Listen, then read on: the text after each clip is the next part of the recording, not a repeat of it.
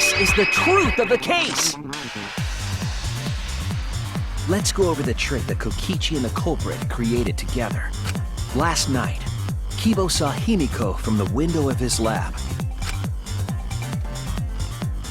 She was carrying a black case and heading to the Exisal hangar. When she reached the hangar, she handed the case to someone through the bathroom window. That someone is the culprit of this case. Locked in the bathroom, the culprit had asked Himiko to bring them a certain weapon.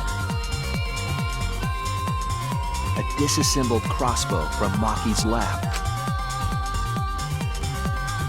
The culprit was going to use the crossbow to challenge Kokichi to a fight.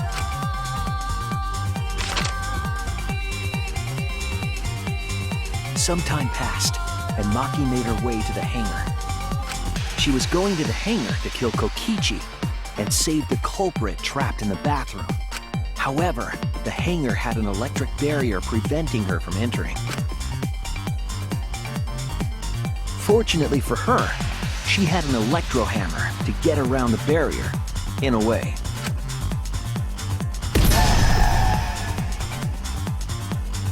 She used her electro hammer to disable an Exisal and climbed inside.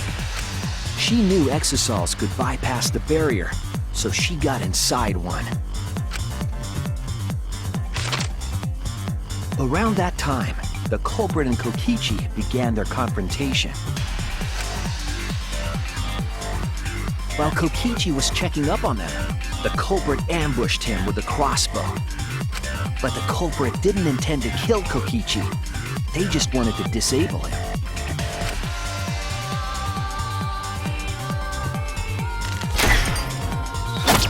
That's why the culprit aimed for Kokichi's right arm. If they really wanted to kill him, they would have shot him in his vitals. Kokichi reeled from the arrow, and the culprit jumped on him immediately. He didn't want Kokichi to have the chance to summon an Exisal with a remote. While they were fighting, something happened that caught them both off guard.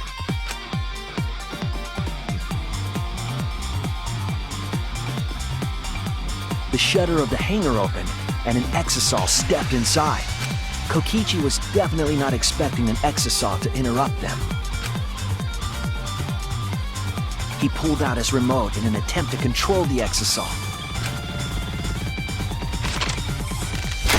But Maki leaped out of the cockpit and shot Kokichi with her crossbow. The arrow hit Kokichi right in the back, and it was no normal arrow. The tip was covered in a lethal poison from my lab called Strike 9 poison. The poison kills slowly. It seems as if Maki wanted Kokichi to confess before he died. But even with poison in his veins, Kokichi continued to spin his lies. When she had had enough, Maki tried to finish him off with another poisoned arrow. But this time, Maki was the one caught by surprise. To keep Maki from becoming the Blackened, the culprit used their body to shield Kokichi. The culprit's left arm was struck by a poison arrow. Maki remembered that there was an antidote in my lab and immediately ran off to get it. The Strike 9 poison slowly circulated through their systems and would soon kill them both. But in that desperate situation, Kokichi thought up a clever lie. He incorporated this unforeseen event into his plan to help him win the killing game. Or should I say, help him defeat Monokuma. That was Kokichi's true objective. It's why he claimed to be the mastermind. Thinking fast, Kokichi closed the shutter so that Maki could not re-enter the hangar. Thus, Kokichi's final lie was set into motion.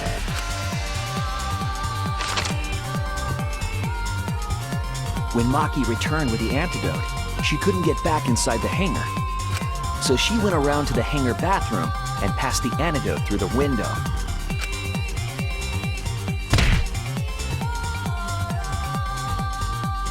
But after the culprit was given the antidote, Kokichi immediately snatched it. Kokichi drank down all of the antidote while the culprit and Maki watched in horror. Maki must have been panicking, thinking the only antidote was now gone. She believed that the culprit was going to die from her own poisoned arrow. But it was all another one of Kokichi's lies. He had only pretended to drink the antidote. Maki tried desperately to break into the hangar, even slashing the control panel. But she couldn't get the shutter to open again. Defeated, she had no choice but to leave. After Maki had left, Kokichi took out another weapon.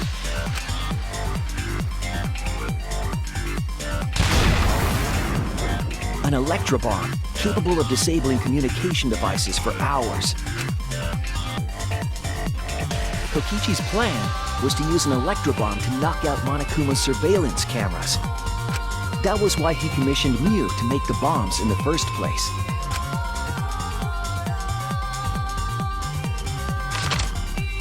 After detonating an electrobomb, Kokichi coerced the culprit into drinking the antidote. In exchange for the antidote, Kokichi asked the culprit to cooperate with his plan.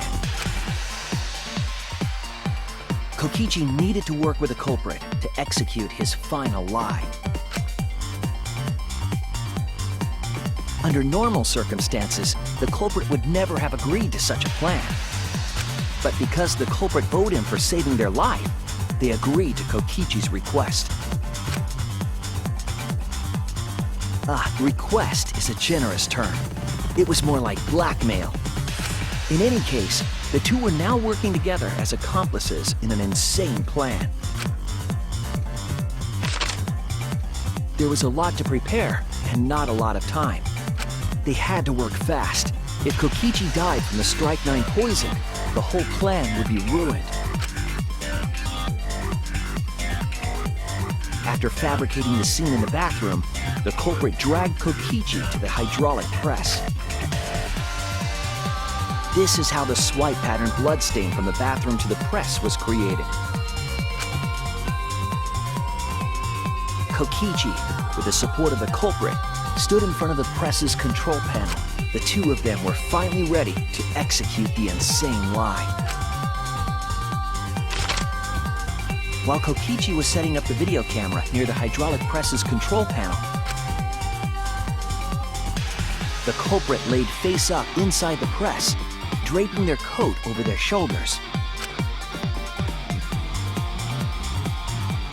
Then, Kokichi activated the press and the camera's record button at the same time.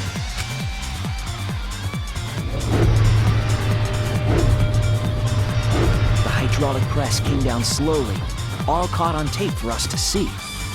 Normally, the safety function would have triggered, but the electrobomb had disabled it. The press got lower and lower, and just as the culprit disappeared from view, Kokichi pressed the force stop button and the camera's pause button simultaneously. The two then switched places and also switched roles. The culprit and the victim. The would-be victim became our culprit and started up the press and camera. Kokichi had saved the culprit's life because his trick required their cooperation.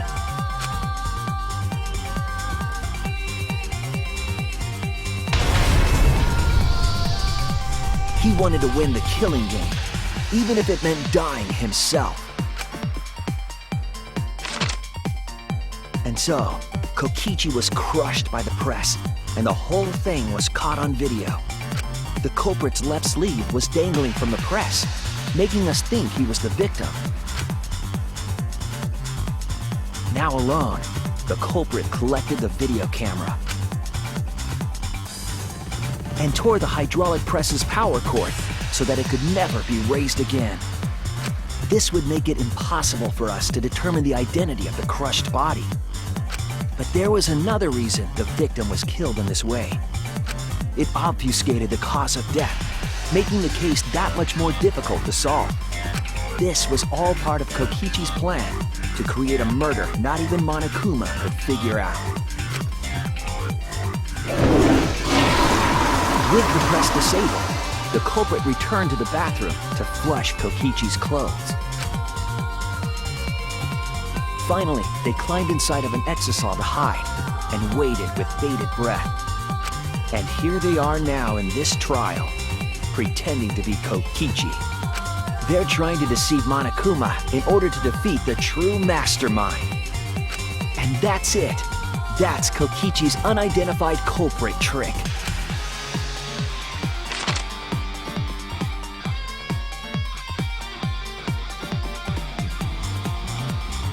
The culprit is in that exisal. It's you, isn't it? Kaito Momota, the ultimate astronaut.